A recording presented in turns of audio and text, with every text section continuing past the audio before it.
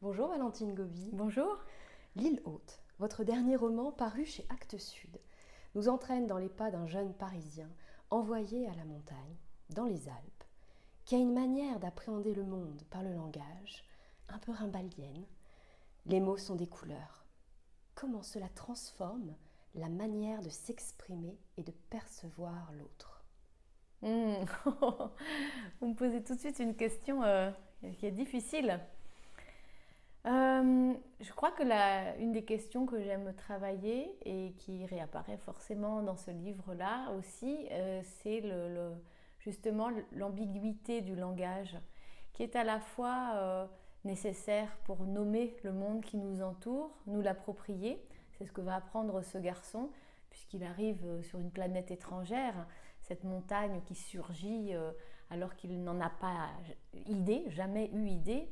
Et c'est une montagne qui est faite d'éléments visuels, d'images, de sensations, mais d'une langue aussi, celle de la montagne, celle aussi du patois, de cette langue si particulière de ce territoire sur lequel il arrive.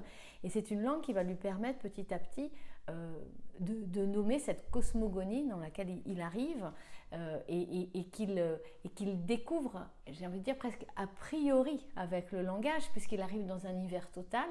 C'est un paysage et un monde qui reste avant tout une énigme, une interrogation, tout est masqué, les couleurs, les reliefs, et on lui parle d'un monde qu'il ne voit pas. Si bien que ces mots résonnent en lui comme des possibilités, comme des hypothèses, ça va ouvrir son imagination d'une manière extraordinaire, ça va même le rendre artiste, puisqu'il va se mettre à dessiner toutes les hypothèses qu'il se formule, à entendre ces mots qui désignent peut-être des phénomènes météorologiques, peut-être des fleurs, peut-être des oiseaux, peut-être des gestes du quotidien qu'il ne voit pas, puisqu'on est dans ce monde encore figé et longtemps figé par l'hiver.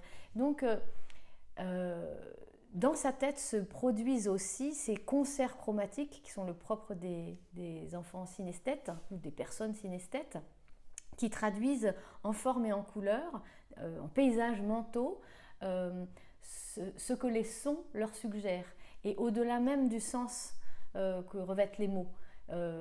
Donc on est vraiment dans un travail de réinterprétation qui est sans rapport avec le réel, qui est évidemment extrêmement créatif, et qui lui fait projeter sur la toile vierge de ce monde toutes les fantaisies de son imagination.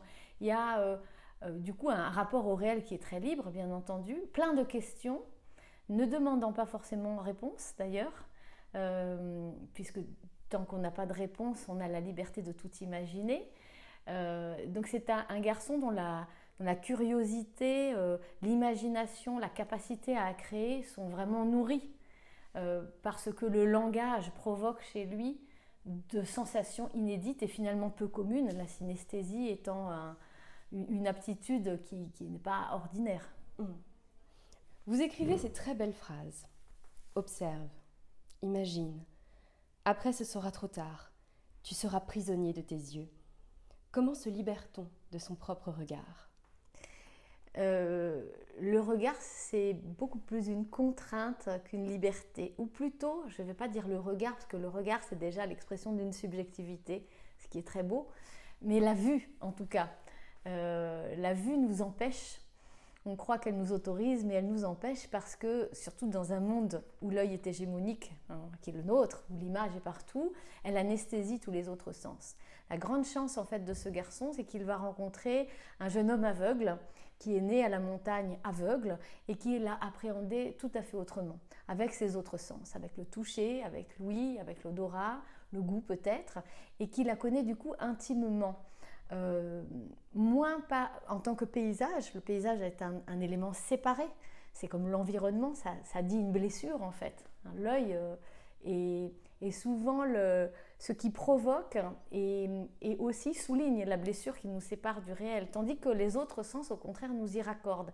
Et c'est une chance pour ce garçon de découvrir que par d'autres moyens tellement plus immersifs et tellement plus satisfaisant sur le plan de la découverte qu'ils impriment en lui, il va pouvoir appréhender cette montagne-là, non pas comme un paysage distant, mais comme un élément dont il fait partie. Donc il va apprendre lui aussi, en en se privant peut-être des images, ou en tout cas en les dépassant, à appréhender cette montagne-là d'une manière extrêmement subjective, qui, sans que je dévoile du tout la fin du livre, mais va lui être d'une aide très précieuse, parce que cette connaissance intime va le sauver.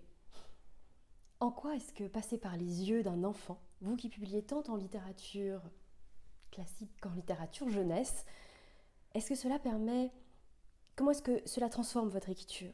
Comment est-ce que cela vous permet d'explorer quelque chose de différent, peut-être un autre regard, une autre écoute au niveau de votre roman? Est-ce qu'un personnage adulte vous offre les mêmes possibles? Alors, c'est une métaphore, l'enfant. C'est-à-dire que ça n'est pas vraiment un enfant, au sens où il n'a pas... c'est plus qu'une petite personne de 12 ans. C'est en fait le Candide. Et pour appuyer sur cette nécessité de la candeur, de la première fois, de la rencontre absolue avec cette nouveauté, ce paysage qui surgit, j'ai choisi un enfant parce que cette première fois me semblait plus radicale. Ça aurait très bien pu être un adulte, mais je voulais insister sur une manière d'envisager le monde qui déconstruise tous les rapports d'évidence qu'on a avec ce qui nous entoure et nous paraît familier. Qui n'a pas vu une montagne? Beaucoup de gens ne sont pas allés à la montagne, mais on l'a vu. On a vu des documentaires, on a vu des images.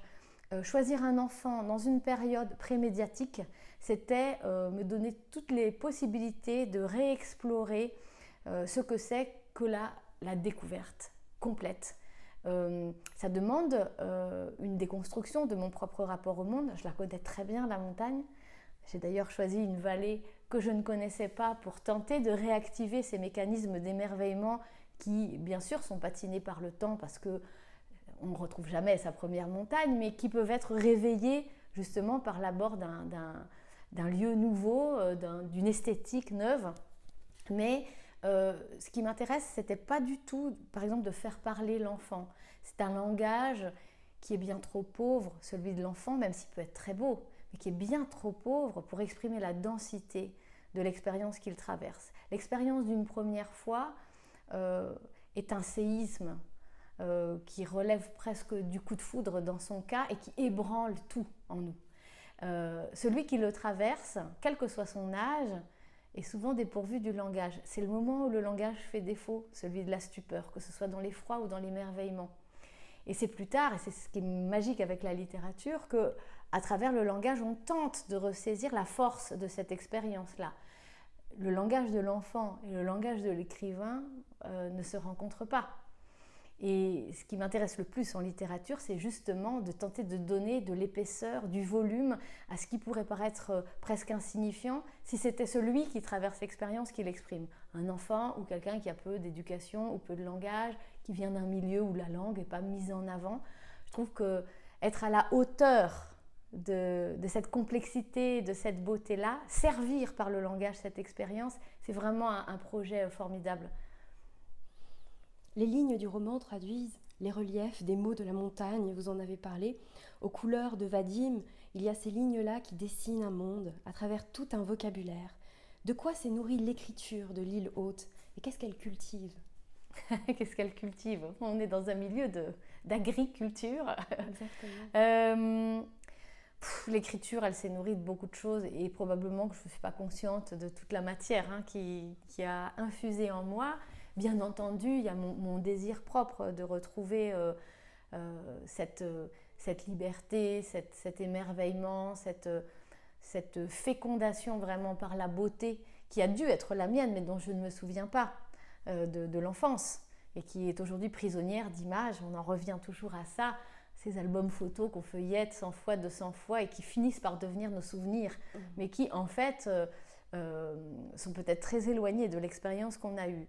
Alors c'est pour ça que je me confronte toujours dans tous mes livres, mais là en particulier à l'univers dans lequel je vais écrire. Alors ma matière première, c'est mon propre corps. C'est mon corps qui traverse ces saisons, cette vallée-là où j'ai passé énormément de temps pendant le confinement, qui est une vallée d'une beauté exceptionnelle, qui est vraiment un trésor caché, dont les contrastes de saison sont plus forts que partout ailleurs et qui était aussi, je pense, exagéré par le confinement qui dispersait toutes les tentations de digression. Le tourisme, la mécanisation, le ski, tout ça était absent. Je me suis retrouvée dans un livre de contes, on est dans cette outrance-là de tout, de la neige, de la beauté, de la nature, des sons, des silences. Donc ça, cette expérience-là, évidemment, elle me nourrit dans mon écriture, toujours, et particulièrement là. Il y a aussi, bien entendu, des recherches d'ordre livresque, parce que c'est une vallée dont j'ai découvert aussi l'histoire très particulière, la frontière suisse, qui pendant la Deuxième Guerre mondiale, comme beaucoup de vallées de montagne, a eu un rôle très important pour cacher ceux qui voulaient échapper et qui devaient échapper à la barbarie nazie. C'est aussi une montagne qui a ses propres pratiques, d'une vallée à l'autre, la langue et les gestes changent. Il y a bien sûr des points communs, mais il y a quelque chose de très précieux à essayer de ressusciter la particularité de ces gestes, du langage, des habitudes. Et ça, pour ça, il faut faire des rencontres. C'est ma chance à chaque fois, c'est que j'ai la confiance de gens qui vraiment me livrent des témoignages extrêmement précieux, des gens souvent très âgés. Beaucoup sont morts déjà, de ceux qui m'ont laissé entrer chez eux et dans leur enfance. C'est une espèce d'amalgame de tout cela et aussi d'un désir fou d'écrire vraiment un livre où la beauté et la lumière soient rois et reines. Et ça, c'est un travail de création et d'imagination. Ceci dit, je suis toujours très prudente avec la fiction et l'imagination parce que je ne crois pas qu'on puisse partir de rien, donc peut-être que ça vient d'un endroit que j'ignore. La dimension du temps dans votre roman s'imprègne des saisons. Le rythme s'attache aux neiges, aux fontes, au blé. Pourquoi était-ce important pour vous de ramener votre lectrice, votre lecteur à ce rythme-là ? D'abord parce que de fait, la lenteur est devenue une espèce de luxe absolu, une volupté même, une volupté. Cet enfant-là, c'est un cadeau incroyable qu'il échappe à la ville et qu'il se retrouve dans ce monde presque arrêté. L'hiver dure 7 mois d'ailleurs, donc on est vraiment dans un rapport au temps qui est totalement déconstruit. C'est pour ça d'ailleurs que je n'ai pas donné des noms de saison au chapitre, mais des noms de couleurs. Parce que les noms de saison nous enferment dans des définitions extrêmement rigides. L'hiver commence le 21 décembre et se termine le 21 mars.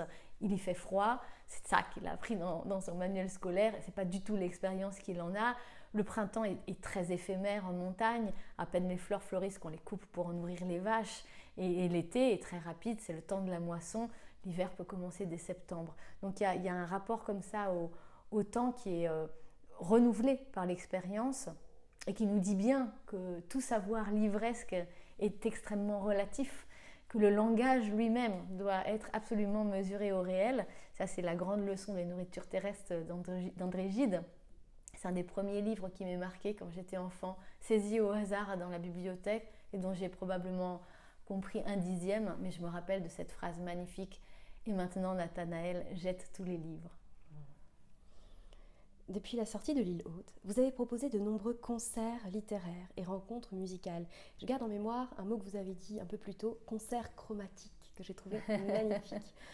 En quoi est-ce que la musique accompagne les dimensions orales et écrites de la littérature, de ce roman pour vous ?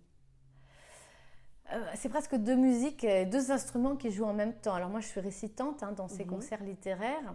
La voix est un instrument, bien entendu, et le langage n'est fait que de sons et de rythmes. Je crois que la parenté avec la musique est complète.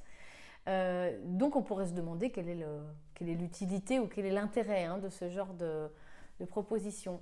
Alors, moi, j'aime vraiment l'idée d'immersion. Donc, si j'espère que mon livre se suffit, en tout cas, provoquer volontairement, pendant un temps court, qui est 1h, 1h10, une expérience totale où tous les sens du lecteur ou de l'auditeur ou du spectateur sont mobilisés, c'est vraiment une joie profonde. Donc, travailler avec un musicien, c'est aussi lui confier à travers son propre langage une revisite de mon propre travail. Et d'abord, c'est très intéressant. Et ensuite, j'ai cet espoir que ces langages-là soient synergiques et produisent encore une autre forme. C'est-à-dire que on n'est pas simplement dans une extraction du livre, on est dans une création de plus qui dépasse ou qui déborde ou qui dévie du livre, mais qui prend racine, c'est-à-dire que ça n'existe pas en dehors du livre. Je ne peux pas écrire un spectacle, je ne sais pas faire ça. C'est vraiment des morceaux du roman qui n'existeraient pas séparément des 400 pages qui les enveloppent et qui les portent. Mais je crois qu'on s'adresse aussi à autre chose chez le lecteur, y compris d'ailleurs chez les non-lecteurs, en proposant ce genre de forme. Dans mes concerts littéraires, il y a aussi de la lumière et de l'image. Et je pense que quelqu'un qui quitte un concert littéraire, même s'il ne lit pas, aura eu une expérience littéraire, aura eu une expérience musicale et visuelle. Et donc, ça permet à la fois de s'adresser aux gens qui aiment lire, mais aussi à des publics plus éloignés, qu'ils soient jeunes, qu'ils soient âgés, qu'ils soient dans un rapport complexe à la langue. C'est très rassembleur. Et moi, j'écris pour partager, donc tout ce qui permet de porter le langage plus loin et ailleurs que là où il est évident, c'est des expériences qui me réjouissent. Finalement, quel livre, quel auteur, quelle autrice nous invitez-vous à découvrir, à lire aujourd'hui? Waouh!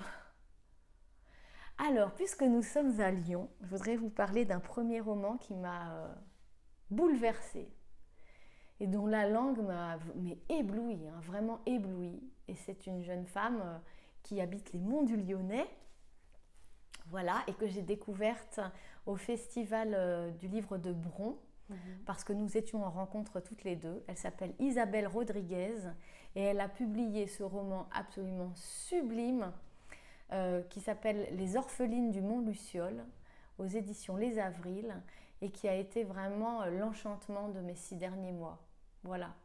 Merci beaucoup. Et elle le sait parce que j'ai été vraiment emportée. Ouais. Merci beaucoup Valentine Gobi. Merci.